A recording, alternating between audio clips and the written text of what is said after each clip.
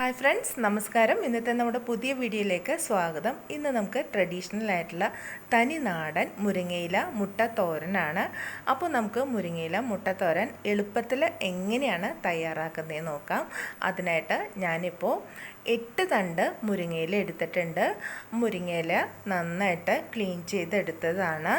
ഇനി നമുക്ക് ഇതിലേക്ക് ആവശ്യമായിട്ടുള്ളത് ചെറിയ ഉള്ളി ഒരു 7-8 എണ്ണം എടുത്തിട്ടുണ്ട്.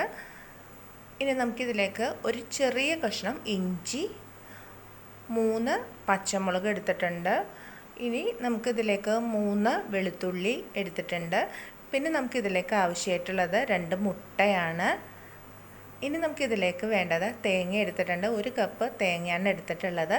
ഇനി നമുക്ക് ഇതെല്ലാം കൂടെ നന്നായിട്ടൊന്ന് അരച്ചെടുക്കുക. അതിനായിട്ട് ഞാനിപ്പോൾ മിക്സിയുടെ ജാർ എടുത്തിട്ടുണ്ട്. അതിലേക്ക് ഞാനിപ്പോൾ ചുവന്നുള്ളി ചേർത്ത് കൊടുക്കുന്നുണ്ട്. വെളുത്തുള്ളി, പച്ചമുളക്, ഇഞ്ചി ഇതെല്ലാം കൂടെ നമ്മൾ ചേർത്ത് കൊടുത്തിട്ടുണ്ട്. ഇനി നമുക്കിതൊന്ന് ജസ്റ്റ് ചതച്ചെടുക്കാം. ഇപ്പോൾ ഞാനിത് നന്നായിട്ട് ചതച്ചെടുത്തിട്ടുണ്ട്. വെറുതെ ഒന്ന് ചതച്ചെടുത്താൽ മതിയാവും. ഇനി നമുക്കൊരു പാൻ അടുപ്പത്ത് വെക്കുക. അതിലേക്ക് ആവശ്യത്തിന് ഓയിൽ ഒഴിച്ചു കൊടുക്കുക. അതിനുശേഷം നമുക്ക് ഓയിൽ നന്നായിട്ടൊന്ന് ചൂടായി വരുമ്പോഴേക്കും നമുക്കിതിലേക്ക് 1/2 ടീസ്പൂൺ കടുക് ചേർത്ത് കൊടുക്കാം.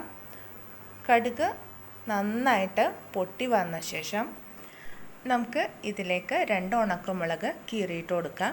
ഇനി നമുക്ക് ഈ ഉണക്കമുളക് നന്നായിട്ടൊന്ന് മൂപ്പിച്ച് കൊടുക്കാം.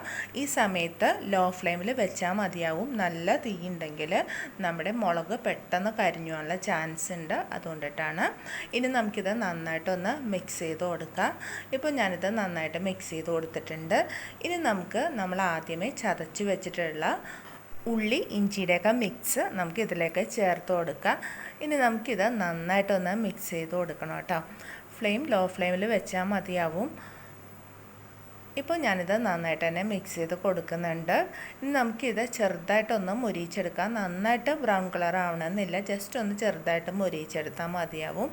ഇപ്പോൾ ഞാനിത് നന്നായിട്ട് തന്നെ മുരിയിച്ചെടുത്തിട്ടുണ്ട്. ഇനി നമുക്കിതിലേക്ക് കുറച്ച് കറിവേപ്പില കൂടി ചേർത്ത് കൊടുക്കാം. അതിനുശേഷം നമുക്കിതിലേക്ക് ആവശ്യത്തിന് ഉപ്പ് കൂടെ ചേർത്ത് കൊടുക്കാം. എന്നിട്ട് നമുക്ക് നന്നായിട്ടൊന്ന് മിക്സ് ചെയ്ത് കൊടുക്കാം. ഇപ്പോൾ ഞാനിത് നന്നായിട്ട് തന്നെ മിക്സ് ചെയ്തെടുത്തിട്ടുണ്ട്. ഇപ്പോൾ നമ്മുടെ അരപ്പൊക്കെ നന്നായിട്ടൊന്ന് മൊരിഞ്ഞു വന്നിട്ടുണ്ട്.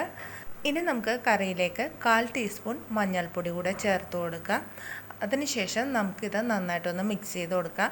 ഇതിൽ നമുക്ക് എരിവ് കൂടുതൽ വേണമെന്നുണ്ടെങ്കിൽ കുറച്ച് മുളക് പൊടി കൂടി ചേർത്ത് കൊടുക്കാവുന്നതാണ് കേട്ടോ. അതല്ലാന്നുണ്ടെങ്കിൽ പച്ചമുളകിൻ്റെ എണ്ണം കൂട്ടിക്കൊടുക്കാവുന്നതാണ്. ഞാനിപ്പോൾ 3 പച്ചമുളകാണ് എടുത്തിട്ടുള്ളത്. അതല്ലെങ്കിൽ നമുക്കിപ്പോൾ 4-5 പച്ചമുളക് എടുക്കാം, നല്ല എരിവ് വേണമെന്നുണ്ടെങ്കിൽ. ഇപ്പോൾ നമ്മൾ ഇട്ട് കൊടുത്ത മഞ്ഞൾപ്പൊടിയൊക്കെ നന്നായിട്ട് മുരിഞ്ഞ് സെറ്റായി വന്നിട്ടുണ്ട്. ഈ ടൈമിൽ നമുക്ക് ഇതിലേക്ക് മുട്ട ചേർത്ത് കൊടുക്കാം. ഇപ്പോൾ നമ്മുടെ കറിയിലേക്ക് 2 മുട്ട ചേർത്ത് കൊടുത്തിട്ടുണ്ട്.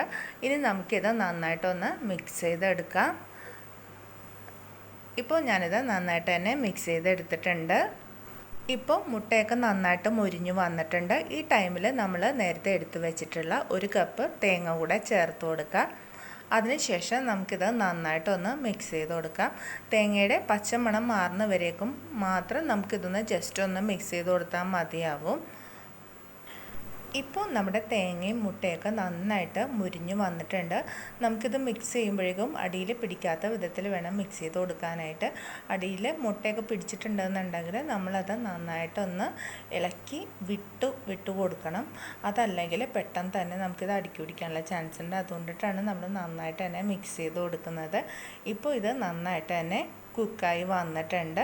ഈ സമയം നമുക്ക് നേരത്തെ എടുത്തു വെച്ചിട്ടുള്ള മുരിങ്ങയില നമുക്ക് കറിയിലേക്ക് ചേർത്ത് കൊടുക്കാം.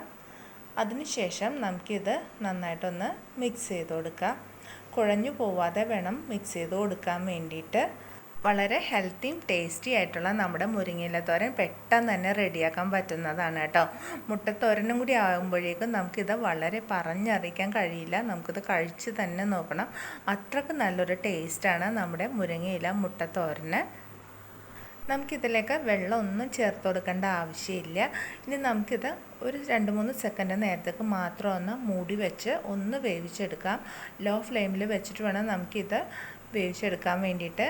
ഇപ്പോൾ നമ്മുടെ മുരിങ്ങയില മുട്ടത്തോരൻ കുക്കായി വന്നിട്ടുണ്ട്. ജസ്റ്റ് ഒന്ന് മൂടി വെക്കുമ്പോൾ നമ്മുടെ ഇലയൊക്കെ ഒന്ന് വാടിക്കിട്ടാൻ വേണ്ടിയിട്ടാണ് നമ്മൾ മൂടി വെച്ച് വേവിച്ചെടുക്കുന്നത്. നമ്മുടെ മുരിങ്ങയില മുട്ടത്തോരൻ വളരെ എളുപ്പത്തിൽ ഈസി ആയിട്ട് നമുക്ക് പെട്ടെന്ന് റെഡിയാക്കി എടുക്കാൻ പറ്റിയ നല്ലൊരു കറിയുടെ റെസിപ്പിയാണ്. അപ്പോൾ ആദ്യമായിട്ട് കാണുന്ന കൂട്ടുകാരാണെന്നുണ്ടെങ്കിൽ സബ്സ്ക്രൈബ് ചെയ്യാൻ മറക്കരുത്. ഒപ്പം തന്നെ ലൈക്ക് ചെയ്യുക, ഷെയർ ചെയ്യുക. അടുത്ത ദിവസം നല്ലൊരു റെസിപ്പിയുമായിട്ട് വീണ്ടും കാണാം. നന്ദി, നമസ്കാരം.